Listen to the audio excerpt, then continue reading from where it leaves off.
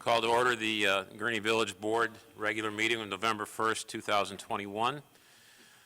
Roll call, please. Ross. Garner. Here. O'Brien. Present. Balmas. Present. Thorstensen. Here. Woodside. Here. 6 present.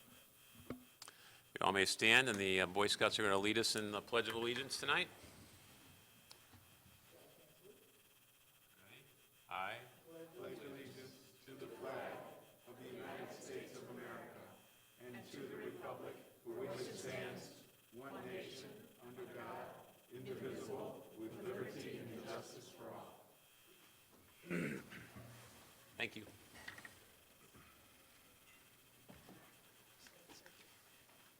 So the first item is the approval of the consent agenda. Is there a motion? Motion by Trustee Balmas, second by Trustee Garner. Roll call, please. Ross. Aye. Garner. Aye. O'Brien. Aye. Balmas. Aye. Thorstensen. Yes. Woodside. Aye. 6 ayes. Motion carries. Pat? Number 1, approval of the minutes from the October 18th, 2021 meeting. Item number 2, approval of payroll for period ending October 22nd, 2021 in the amount of $909,890.74. Item number 3, approval of bills for period ending November 1st, 2021 in the amount of $1,061,155.65. Is there a motion to approve? So moved. Second. Motion by Trustee Balmas, second by Trustee O'Brien. Roll call, please. Ross. Aye. Garner. Aye. O'Brien. Aye. Balmas. Aye. Thorstensen. Yes. Woodside. Aye. 6 ayes. Motion carries. Go to letter C, number 1, for petitions and communications. It's the approval of a proclamation designating November as National American Indian, Alaska Native Heritage Month in the Village of Gurnee.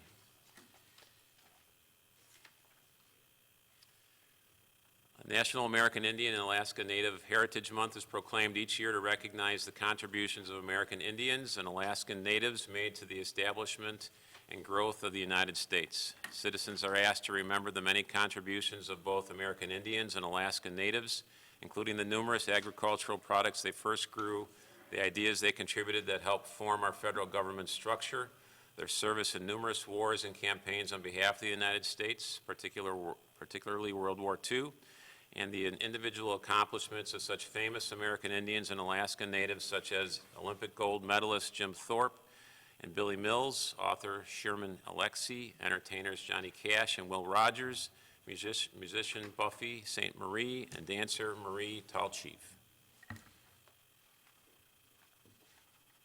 Now therefore, I, Thomas B. Hood, Mayor of Gurnee, do hereby proclaim and call upon the citizens of the Village of Gurnee, Illinois, to join in observing this month of November 2021 as American Indian and Alaska Native Heritage Month. Is there a motion? So moved. Second. Motion, Trustee Ross, second Trustee Thorstensen. All in favor, say aye. Aye. Aye. Next is the approval of proclamation designated November 7, 2021 as Change Your Clock, Change Your Battery Day in the Village of Gurnee. Daylight savings time ends on Sunday, November 7 at 2 a.m. This provides a great opportunity to remind residents that when they change their clocks, they should also change the batteries in their smoke detectors and carbon monoxide detectors. Every year, approximately 2,600 Americans die in home fires. Over half of these deaths occur between the hours of 10 p.m. and 7 a.m. When residents are typically sleeping, smoke and toxic gases from a home fire are deadly as heat and flames are. The majority of fire victims die or are injured from exposure to smoke and toxic gases, such as carbon monoxide, not actually burns. In addition, smoke obscures vision, decreases your ability to escape. Smoke alarms save lives, prevent injuries, and minimize property damage by detecting fires early and alerting residents, allowing crucial time to escape. The risk of dying from a fire in a home without working smoke alarms is twice as high as in a home that has working smoke alarms. Wherefore I, Thomas B. Hood, Mayor of the Village of Gurnee, do hereby proclaim November 7, 2021 as Change Your Clock, Change Your Battery Day in the Village of Gurnee, and call upon all citizens of the village to participate in this day to enhance the safety of you and your family in the event of a fire. Is there a motion? So moved. Motion on trustee O'Brien, second by trustee Woodside. All in favor, say aye. Aye. All right. Next on the item number 3 is presentation of a plaque to Evan Edward Levin in honor of achieving the rank of Eagle Scout. So this is something that the village does on a regular basis, so I'd ask for Evan to come down. Is there a microphone?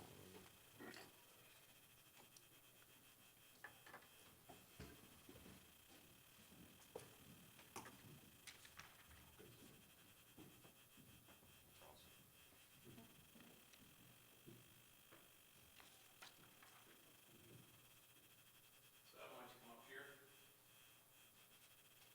So this gives us an opportunity to just recognize what people in our village do, and in particular, in Eagle Scout, we know that you've been through a lot, that you've done a number of things, and we know that there's a final project that you also have done. So we would ask that you describe that for us if you could.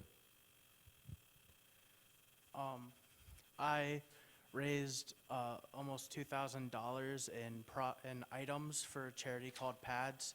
They help the homeless, so especially during the last 2 years with COVID, a lot of people couldn't get what they needed, so they would rent out hotel rooms so that they could put homeless people in them, help them get on their feet into shelters, and they needed items such as soap, clothing, food, and many other things. So I did a charity donation drive for them and raised almost $2,000 for their cause. Thanks, Evan, I appreciate that. So on behalf of the Village of Gurnee, we present you with this award, honoring you for attaining the rank of Eagle Scout. Thank you. Thank you.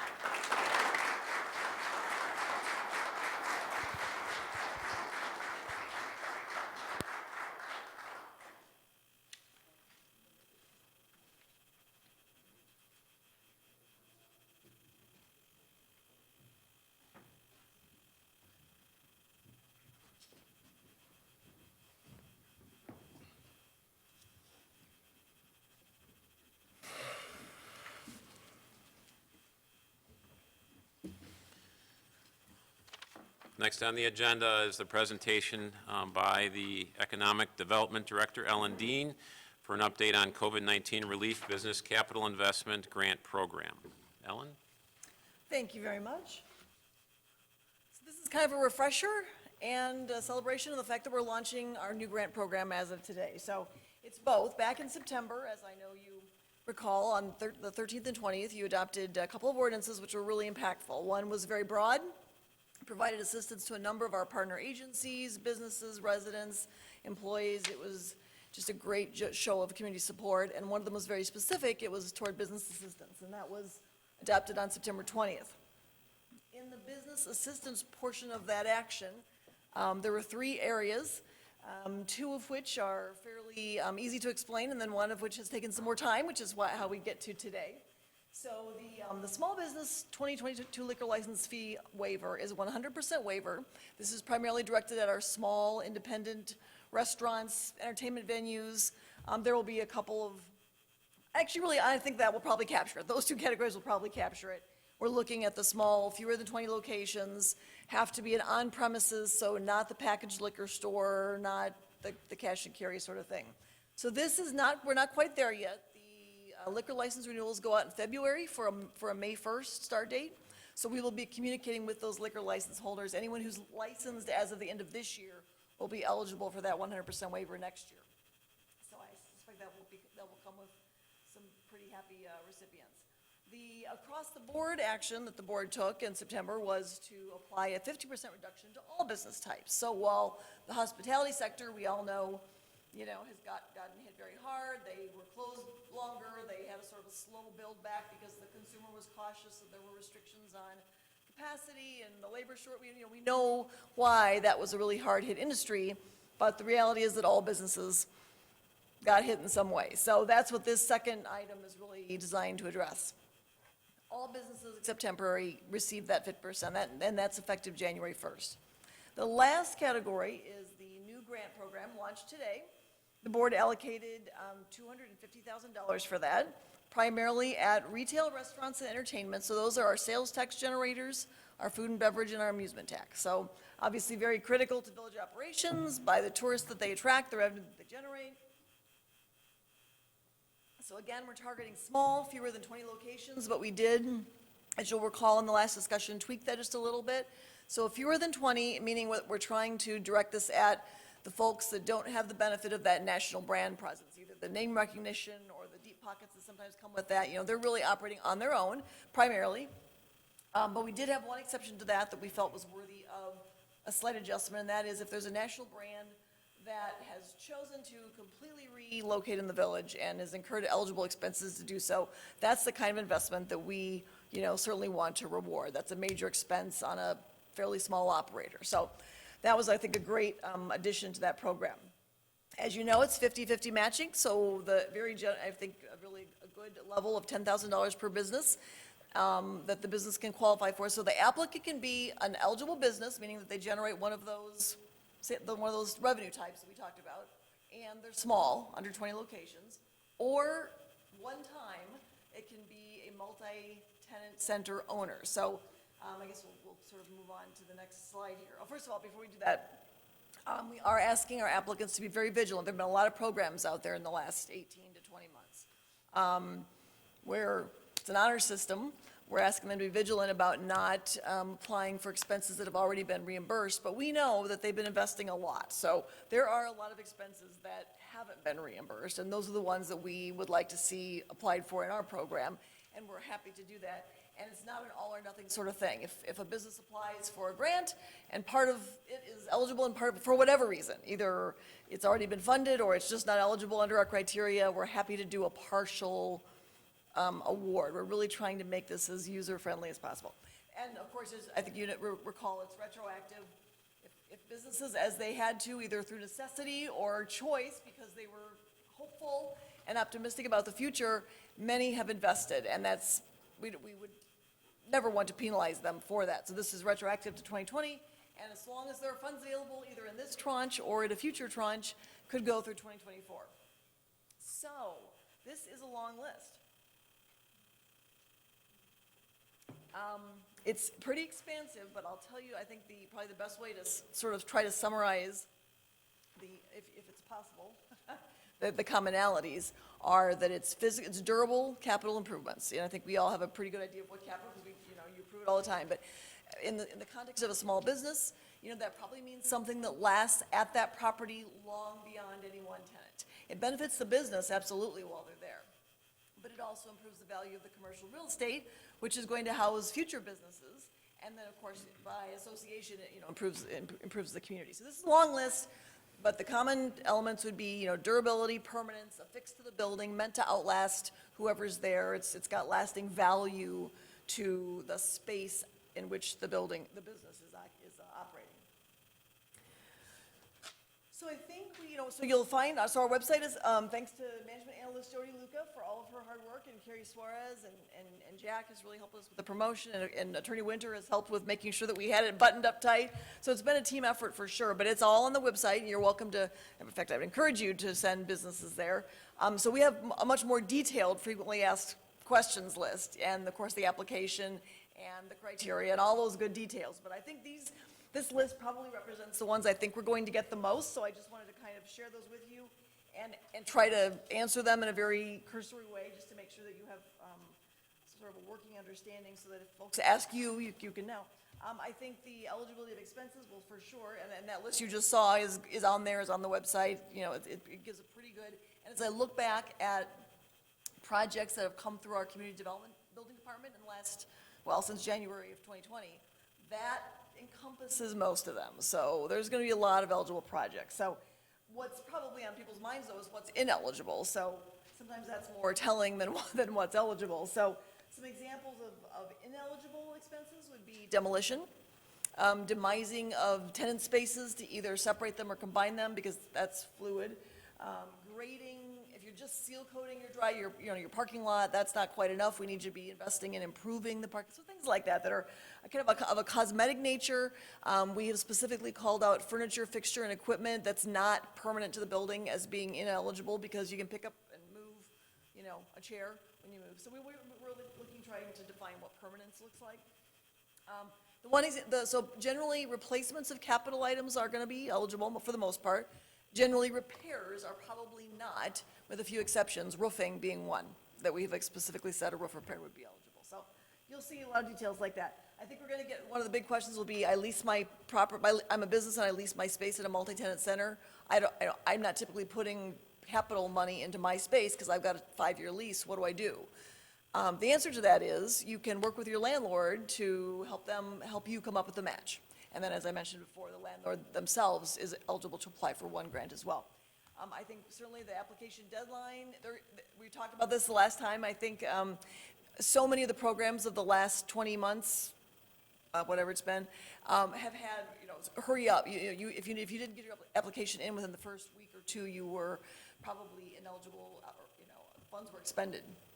I don't think that'll be the case here. We certainly hope they go fast. We do want to put this money into the hands of businesses, but we don't want folks to feel like they need to rush. So we want them to be able to plan for a project. And of course, as you know, if we do find that it goes fast, we might very well be coming back to the board and asking for more funding. We'll see how the program usage goes and what the revenue picture looks like. Multiple grants per applicant. If anyone asks, I only have a $5,000 project, I'd like a grant for it, I can't quite take advantage of the full 10, that's okay. We will keep track, staff will keep track of, when they get to their 10, then they're maxed out, but it's fine if that comes in the form of 2 or 3 grants. It doesn't have to be 1 grant. Another common question that we've gotten was, do personal service type businesses qualify, like if you're a hair salon, or, yes, if you sell things that generate sales tax, and if you meet all the other criteria. And I think the last question, I addressed the partial eligibility, and then permits. Building permits will still be required, and we do expect the applicant to pay for those as part of their match toward the grant. That seems like a kind of a partnership approach. So I think those are the highlights. We're really happy to, thank you for your patience while it took us a couple extra weeks to get this launched. Appreciate that, but I think it's ready to go, and we are looking forward to seeing those applications roll in. Are there any questions from the board for Ellen? Mayor? Trustee O'Brien? Wonderful program, and No, thank thank you. My only question, I know the money is available, just curious about the turnaround time for the businesses. For the review, I think it'll be very, honestly, we've stated, to give ourselves wiggle room, 30 days. I don't think it'll take 30 days in most cases. It'll probably be a week, if I were guessing, in most of the applications. Wonderful, thank you. I agree with Trustee Trustee O'Brien. Thorstensen. Great Oh, program. thank Any to the board. any indications of early interest? Yes, we have gotten a few calls. I think after the press release goes out tomorrow, with Jack's help, it'll probably be a bigger wave of interest. And honestly, we all, I think, discussed the right thing to do. We need to reach back and let folks know who maybe have already done those improvements. We will be doing that. That's only fair. And we appreciate their early investment. So when we do that, I suspect that will result in a wave of projects that are already done. And it's just a Trustee matter of Thorstensen. submitting. Thanks, Ellen. Really awesome job, like thank everyone you. said.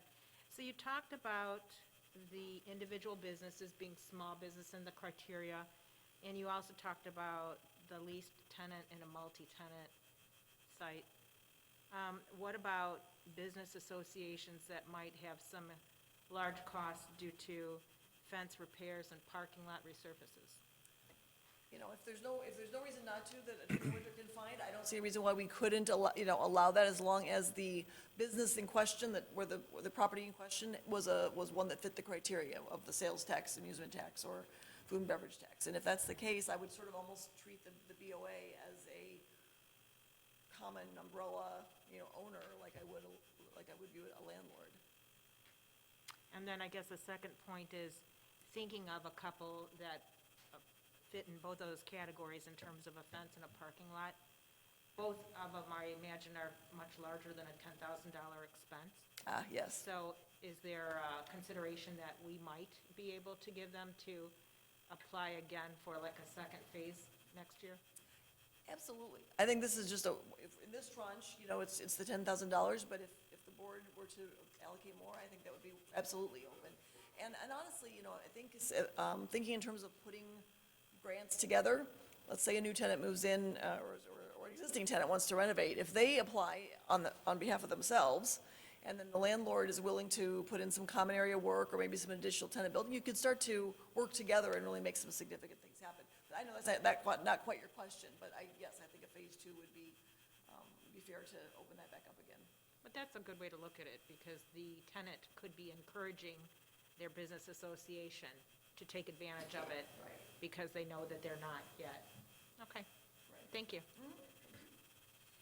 Anybody else have any questions?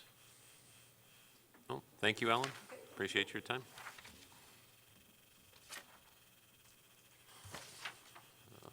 Pat, no old business, right? Correct. And new business, item number 1, approval of ordinance 2021, 71. granting a special use permit pursuant to the Gurnee zoning ordinance for a recreation facility, specifically a cheer and dance studio at 820 Lakeside Drive. Yeah. Yes, you had a memo from our associate planner, Clara Gable, on this. So B-Fly Athletics has petitioned for a special use permit to allow the establishment of a cheer and dance studio at 820 Lakeside Drive, looking at suites 1 and 2. They occupy about 15,000 square feet, 12,000 of which is gym, with the remainder being office, reception, bathrooms. The building's just a little over 63,000 square feet, so they take up about 25%, shared with William A. Randolph, Inc., which is a building and contracting company. 101 parking spaces at the site, 75 are required by code, so in a good shape as it relates to parking. B-File will have 6 employees on staff with a maximum of 3 on site at any time. Hours of operation are Monday through Thursday, 4 to 9. Classes start on the hour and have a maximum of 10 to 12 students in there, aged 5 to 18. Students are dropped off and picked up, so parents aren't allowed to come in and watch. They were previously over on Ambrosio Drive, where a special use permit was not needed. They moved to 820 Lakeside. We're unaware of the special use permit requirement, so they're before you now with that application in. It was before the Planning and Zoning Board on October 6th and received a unanimous favorable recommendation and is before you tonight for consideration. So if we could just start with a motion, and then after that, if there's discussion, after the second, we can discuss if that's all right. Motion approved? Second. Motion, trustee Thorstensen, second, trustee Ross. Discussion? There being none, roll call, please. Ross. Aye. Garner. Aye. O'Brien. Aye. Balmas. Aye. Thorstensen. Yes. Woodside. Aye. 6 aye. Motion carries. Were they here tonight? Yes, back row. Crow. Yep. You're legal. There we go. So, welcome. Welcome to the village. Item number 2, approval of ordinance 2021, 72. approving an agreement between the Village of Gurnee and the Illinois Department of Transportation pertaining to a traffic signal master agreement. Sure. So you had a memo from Dave Ziegler on this. The traffic signals that are in town on state routes, we have a master maintenance agreement with the state regarding those signals. They're included in Exhibit A. The current agreement was approved in 2001, had a 10-year term, so it's up for renewal. Had Attorney Winter take a look at it. There's no concerns in there from a staff perspective. It's pretty boilerplate to where it was before. You'll see there's a share between maintenance and energy costs for some of those signals. We try to lean further towards the helping with energy costs, because through our ComEd franchise agreement, we're not charged any energy from ComEd. So again, boilerplate agreement, that's up for renewal. So is there a motion? So moved. Second. Motion by trustee O'Brien, Second. second by trustee Garner. Any discussion? Roll call, please. Ross. Aye. Garner. Aye. O'Brien. Aye. Balmas. Aye. Thorstensen. Yes. Woodside. Aye. 6 aye. Motion carries. Item number 3, approval of ordinance 2021, 73. authorizing execution of professional service agreements with Geo Environmental Incorporated for the development and implementation of a monitoring plan for the old Grand Water Main crossing at Canadian Pacific Railroad. Pat? Yes, you have a memo from our Assistant Village Engineer, Nick Leach, on this. So we have been working for a year to get permitting from the railroad to push water main underneath the tracks along Old Grand and have been unsuccessful up until this point. At first, the railroad was reviewing these in-house, then they switched it to an outside consulting firm, which slowed it down. We brought a firm on board to develop a monitoring and geotechnical plan, submitted that to the railroad. They didn't like what was put together and denied it, gave us a list of improvements that needed to be made. We went back to that firm. That firm was not willing to make those changes and do that extra work, so we were back to the drawing board to try to find another firm that was willing. Reached out to multiple firms, and Geo Environmental, Inc. was the only one that was willing to perform the work and qualified to perform it. They will be able to use some of the work that the previous firm completed, so that's not all for naught. But again, delays the process. So there's 2 items that they need to perform. They need to perform the monitoring plan itself, come up with the plan, and then they actually need to be out there monitoring what is going on with the track. So the concern is when we push a water main underneath there, that it doesn't settle, move the railroad tracks, and then cause issues with the trains going across there. So to develop the plan itself, they quoted us $30,000.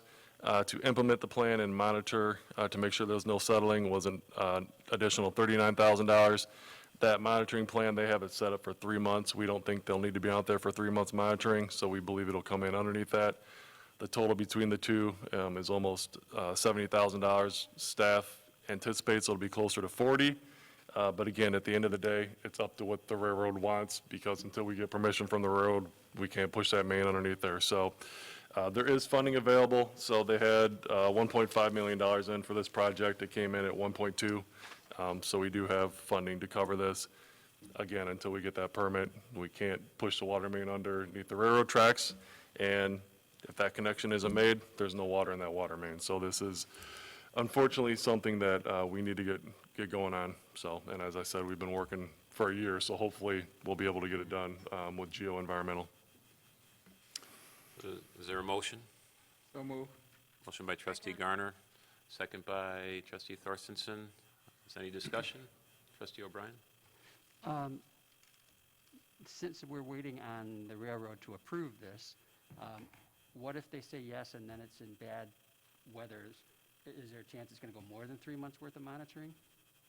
Well, the monitoring has to do with when they push the casing underneath there and actually put the pipe through it, correct? Yeah, the monitoring takes place while they're actually going to do the jack and bore installation underneath. But if they're doing work either side or in the road, then they don't have to be monitoring at that point. Is that process weather dependent? Yes, it is. So we cannot do work from January 1st, I believe, is till March 15th, sometime in March. So there's like a window where CP does not allow any work to be done under the railroad. So if we start it before that window and then we have to hold off for 3 months, it could go longer, or is it a quick process once they start drilling? They anticipate that the jack and bore would only be a couple weeks worth of work. So if we spaced it such that we could get it done, that would be ideal. If we have no chance, then I would suggest to them we don't even start until afterwards. Thank you. Yeah, we'll monitor the weather and make sure we're not going to get ourselves in a situation where, yeah, we have to Yeah. pause. So No, we they're can do- out there working now, on and off, on the areas outside of the railroad tracks. So we're hoping we get all that main in and then push us through and get that connection made, so, yeah. Trustee Russ? My question is, when they're monitoring, are they weighing the trains as they go through? Because sometimes it seems that the trains are heavier than they're supposed to be. Oh, like overloaded? Yeah. We're not taking into account the weight. We don't know the weight of the train that's coming. We just have to measure the deflection and make sure that it does not exceed before we started work versus while we're working. It's kind of a tight tolerance there. Yeah, well, it just, it would be, like they're saying it would be our fault if it came down. Well, what if it's their fault because the trains are too heavy? Well, and if they notice the deflection, there's a process. So then we notify the flaggers on either side of the crossing, and so then we'd have to evaluate, is it a permanent settlement? Was it something that was just a deflection? Now it's back up to its normal level. So there's protocols involved if a warning is reached, type of thing. Okay, thank you. Any questions? Any other questions? No. Roll call, please. Cross. Aye. Garner. Aye. O'Brien. Aye. Thomas. Aye. Thorstenson. Yes. Woodside. Aye. 6-0. Motion carries. Item number 4, approval of renewals related to the Village's self-insured medical plan, health insurance plan, stop-loss coverage, a period of 12 months with Blue Cross Blue Shield of Illinois at an estimated cost of $525,096 and $16,775 for aggregate coverage, and administrative services only contract for a period of 12 months with Blue Cross Blue Shield of Illinois at a rate of $73.54 per employee per month, and adjusted for anticipated annualized prescription rebates of $262,594. Christine's over there and ready to go, so I think that means she's not going to let me talk on this. So Christine's going to cover it, and then Peter Wright, our health insurance broker, is here as well if we get really down into the weeds. Thank you, Patrick. So we are here again to review our health insurance plan for the upcoming year. As part of our process this year, we did have Peter reach out to United Healthcare to provide us a quote. Every few years, we like to see what else is going on in the market. United Healthcare is probably one of the largest healthcare companies out there, slightly larger than Blue Cross, so it is a solid company. And so they did provide us a quote for a self-insured plan to match our current plan design. The quote overall was competitive. It was, just slightly higher than what we were anticipating with our renewal for Blue Cross. But, as we look through the entire plan itself, we decided at this point to recommend staying with Blue Cross Blue Shield because the justification, there wasn't enough differences and there weren't any issues with Blue Cross to really compel us to have to move and change health plans. So at this point, but again, they remain a solid player for future consideration as well. But I did detail some of the information regarding their quote in my memo. But again, without having enough, differences between them and Blue Cross, there was no real motivation to have to change our plan. And given our size, we aren't in a position to be able to offer a second carrier. Our current Blue Cross contract makes them an exclusive carrier, and if we did go with United Healthcare, they would also have that exclusive carrier in their agreement. So it's not something that we could even offer a second, provider at this point. And because we are so small, around 150 employees, we wouldn't have the same rate structure either. So we would, experience changes in that. So we decided, as staff, to recommend staying with our Blue Cross, again, for the upcoming year. With that in mind, we still have Affordable Care Act fees that will be in place for the next plan year. So we have our estimate of $990. That's based on a couple of different methodologies, so we do go through that process. But that's the anticipated cost. We pay that next July for this current plan year. So we'll get through that process in about 7 months. As mentioned, the stop loss, as we are a self-insured plan, we do carry extra insurance. As a reminder from previous years, for those of you who have seen my memo, we do pay the first $80,000 in any claims that costs, exposures that come in for the participants. As part of our renewal process this year, we did look at increasing that to $90,000 to see if there would be a savings on our premium that would offset any additional possible claims expense. We are running a little bit higher this year with larger claims. Typically, we have maybe 2 to 3 over the last few years. We have moved up to about 6. So there was a little bit more risk on taking on an additional $10,000 per those claims, plus any new that might come up.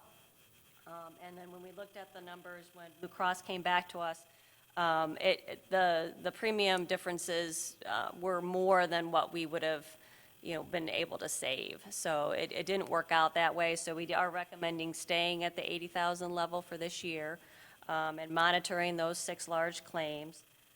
As mentioned, the large claims are driven mostly, a little bit later in my memo, mostly driven by prescription drugs. So it's not even the medical expenses.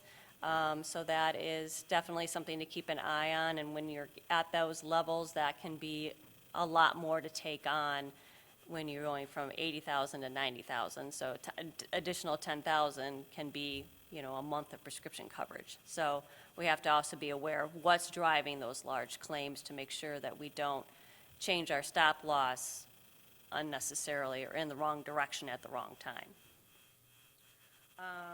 As part of our drug plan itself, we do utilize the Blue Cross Blue Shield Pharmacy Benefit Manager, so we are obviously recommending continuing with them. During this year, they are increasing our prescription drug rebates that are given under the plan. That has been used to offset our fixed costs, our administrative fees. So they are giving us a much larger share this year, so that will help reduce not only our fixed costs, but then will go towards general plan expenses. So that's a positive in that way. Again, we are also looking at recommending a couple of plan design changes for the plan in order to help reduce some of those claims exposures on the medical side. And that would be adjusting our co-pays for our office visits. We have a two-tier copay system. There's a non-specialist and the specialist. So the specialist would go from $25 to $30, and the non-specialist would go from $25 to $30, and the specialist would go from $45 to $50. That is kind of keeping in line with other health plans. And again, it's been many years since we've adjusted those, since 2015 for the non-specialist, and we only added the specialist in 2017, so that hasn't adjusted in the last 4 years, so starting into the 5th year. So those will be effective January 1. And then also on the prescription drug co-pays, right now we have a $100 cap on cost sharing on those specialty medications. We're recommending that we adjust that to a 20% up to a $200 cap. In most cases, people go from $100 to $200, and it's not so much about the cost sharing, but hopefully to spur some behavior change and have those, employees, those participants, speak with their physicians, make sure that they're getting, the medication that can help them, but in a more cost-effective manner. So we're hoping that that will kind of spur that conversation with their physicians. And then also as part of our health plan renewal, we do utilize the services of Peter Wright with Wright Benefit Strategies. This year, Peter, again, is offering to continue to be our broker and our consultant, and is not putting forth any contract changes, and so keep the same pricing into the next year. So Peter is here. If you have any specific questions, or if you have any questions for me in the plan, I'd be happy to answer those. So we just approved that. Motions. Okay. We start with the motions, and then we can do the questions after that, if that's all right. So is there a motion to approve the renewals? So moved. Second. Motion by trustee O'Brien, second by trustee Garner. Questions or comments? Trustee O'Brien? I just have one. That's a lot of work that went into that. Does that need to go past the unions then, since we're increasing their copay, or what's we No, say we is have generalized cost containment language in all of our contracts that permit us to be able to make minor adjustments like this without issue. good? Thank you. Any other questions or comments? Thank you, Mr. Wright, for your help. He actually met with me this last month and was very helpful in describing a lot of the things that go on along with Christine, so it's semi-understandable, and I'm glad that you two are doing it and I'm not. So we need you folks to do it to make it right, so that happens to be your last name, so hey. So, thanks. So roll call, please. Ross. Aye. Garner. Aye. O'Brien. Aye. Thomas. Aye. Thorstensen. Yes. Woodside. Aye. 6 ayes. Motion carries. Thank you. Thank you, Christine. Thank you, Mr. Wright. So now is time for public comment. If anybody would like to make a public comment, if they'd come to the microphone, state your name I don't see anybody. State your name and your address. Public comments closed. Is there a motion to adjourn? Second. Motion by trustee Ballmer, second by trustee Garner. All in favor, say aye. Aye. Motion carries. We're adjourned.